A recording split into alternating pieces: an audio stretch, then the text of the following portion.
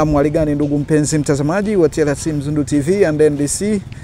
Leo hii kama kawaida bado tupo ndani ya viunga hivi vya shule ya msingi Kabukunje. Leo ni siku ya pili, lakini siku ya kuhitimisha mafunzo haya ambayo yanahusiana na upimaji wa mitihani ya kitaifa kwa darasa la pili. Kama ambavyo nimekujuza toka jana ni kwamba kwa mwaka huu 2025 kutakuwa na upimaji wa kitaifa kwa darasa la pili. Lengo kubwa hasa ni katika upimaji wa KK kwa wanafunzi hao wa darasa pili. Tuko hapa kwa siku ya pili leo mfululizo tukiwa walimu wakuu wa shule mbalimbali zinazopatikana ndani ya tarafa hii ya Mzundu, lakini tuna walimu wa darasa la kwanza, darasa la pili katika shule zinazopatikana ndani ya tarafa hii ya Mzundu, lakini pia tupo na waratibu elimu kata kwa kata hizi 5 ambazo zinaizunguka hii tarafa hii ya Mzundu. Lakini pia tuna wataaluma wa kila shule nao wako hapa kwa ajili ya kuhakikisha kwamba wanajengewa uwezo wa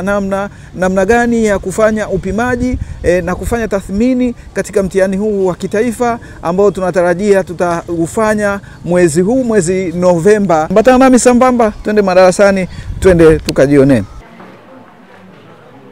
Stopwatch ina sehemu kuu 3 ambazo ni kitufe cha kuanzisha stopwatch, 2 kitufe cha kusimamishia stopwatch na kitufe cha kureset stopwatch. Wakati wa usomaji, msimamizi abonyeze kitufe cha kuanzisha stopwatch. Pale mtoto tu anapoanza kusoma, watakiwa uwe umeiandaa kabisa jamani. Na mama mtoto akianza tu pale unabonyeza kwa ajili ya kuanza kuhesabu. Mtoto anapoanza kusoma kisha abonyeze kitufe cha kusimamishia stopwatch ili kusoma muda aliotumia wanafunzi kusoma kifungu cha maneno. Pale wanafunzi anapomaliza, tumeelewana? Narudia. Kisha abonyeze kitufe cha kusimamishia stopwatch ili kusoma muda aliotumia mwanafunzi. Na maana pale unapomaliza unaistopisha. Stopisha, unasoma ule muda, unauingiza sasa kwenye hapo ndio utajua muda aliotumia mtoto, unaingiza sasa kwenye ile kiolezo ulichonacho. Aidha,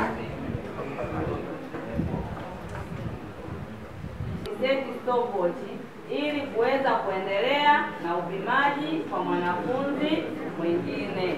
Baada ya kumaliza mwanafunzi mmoja, unaireseti tena, inaanza kwa ajili ya kusoma mwanafunzi mwingine.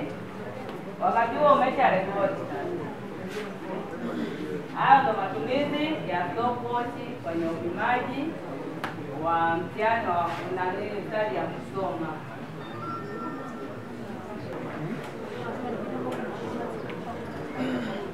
Mmeziona? Sasa kama mnaweza mkapita ili kuelekeza watu hicho mnacho sema. Maana huyo baada ya Nikiripoti tokea hapa ndani ya viunga hivi vya shule ya msingi Kabukunje iliyoko kata ya Kabuku, halmashauri ya wilaya Handeni, mimi Nchisco wa TLC Mzundu TV and NDC.